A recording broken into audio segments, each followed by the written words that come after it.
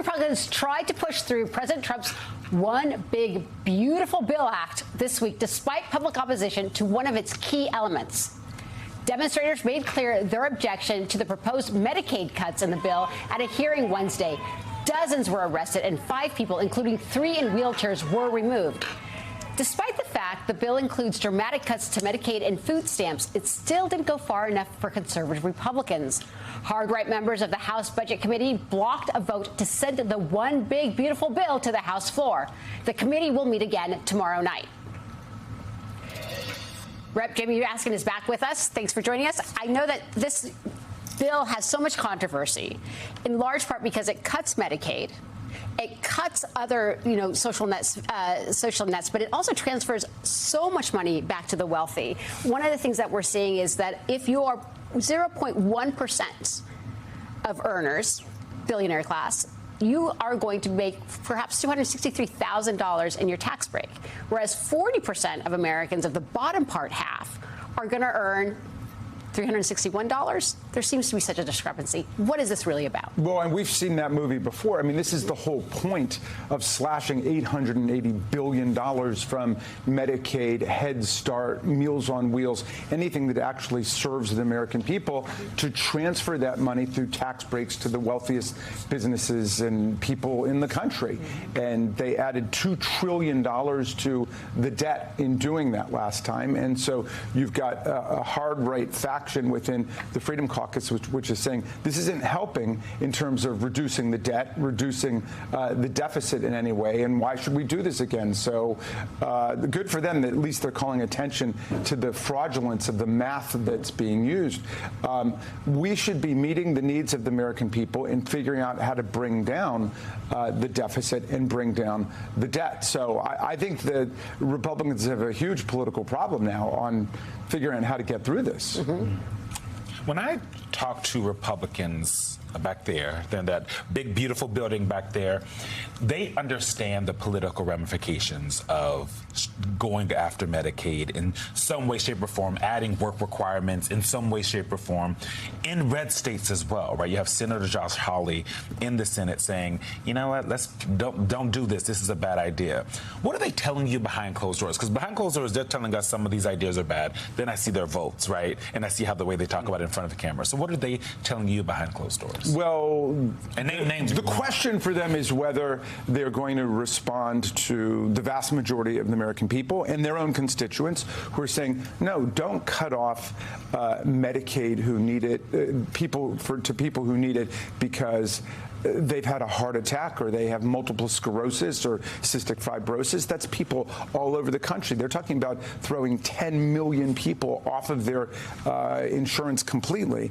Don't do that. And then those who say all you got to worry about is Donald Trump and Elon Musk, because Elon Musk will spend whatever it takes to oust somebody who doesn't go along with a dictate from Donald Trump, and Trump will come out and endorse your opponent. So it's a moment of truth for them. I will say that they have really locked down their political control over the caucuses. Maybe not 100%, but it's not like there are a lot of Liz Cheney's or Mitt Romney's or Adam Kinzinger's wandering around anymore. They locked down the control over the caucuses, and yet the conversation quickly moves from the Republicans in disarray in the House to Republicans in the Senate who are saying, I don't care what you guys send over, we're not doing anything. And one of the most surprising people saying this is one Ron Johnson of Wisconsin. Watch this.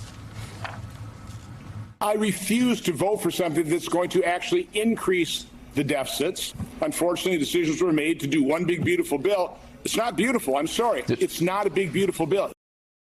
And so we're talking about what's happening on the House side of the Capitol and how Speaker Johnson can't get anything done. But let's say, miracle of miracles, they actually get one big, beautiful bill out of the House. It's just going to crash and burn in the Senate. Absolutely. And then that reinforces the sense among House Republicans, do I really want to stake my career on this by voting to slash Medicaid and all of these programs? So, look, the Senate Republicans are now benefiting from the way our constitutional system works. Let's face it, Donald Trump, despite all of the propaganda about a third term, is a lame duck president already.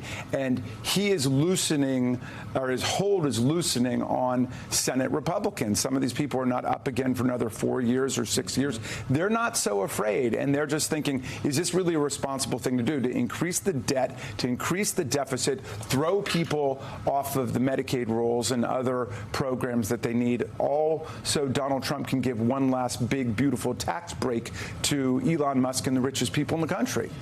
How do Democrats kind of lead the charge on maybe reminding Republicans about the political ramifications of this, right? Reminding them what the polls show, reminding them how many people who they serve are on Medicaid or get SNAP benefits. How do you guys do that part? Is it public? Is it private? How are those conversations going? I say it's mostly public. Yeah. And, you know, I've been going out to Republican-controlled districts around the country, red districts, where the members are refusing to face their constituents and hear what people think about this terrible plan. And I've been going and conducting town hall meetings, and a whole bunch of my colleagues are doing the same thing. We're trying to reach every congressional district in the country with a town hall with a representative. It may not be their representative, but a representative who will listen to them and hear what people think. So I think that's going to be an important part of it. And then we got to just keep organizing. I mean, my project is called Democracy Summer. We're going to have more than 1,000 high school and college kids around the country out knocking on doors, canvassing,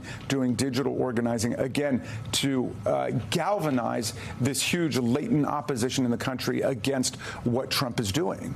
So I guess one question is, this morning we basically heard that Moody's downgraded our credit rating. It's one of the things that we're seeing, that judges can't seem to hold his power back. He's having a hard time listening to Congress. But the markets really seem to be in his ear. The moment the markets start going nuts on the other side, he seems to back off. Do you think that this budget deal is going to include what the markets are saying to him right now?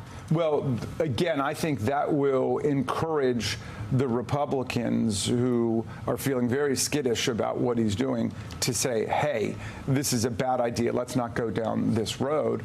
I think Trump is ever more determined to do it precisely because he's losing in court. We're winning in court every single day. We have 156 temporary restraining orders and preliminary injunctions against all of the lawlessness and authoritarianism that's taking place in the country. And so I think that in the final analysis, what they really want to do is have another massive cut to the social budget in America and to turn it over to the wealthiest people in the country. That is always the program of authoritarianism. Representative Jamie Raskin, thank you for coming on and spending 2 blocks with us.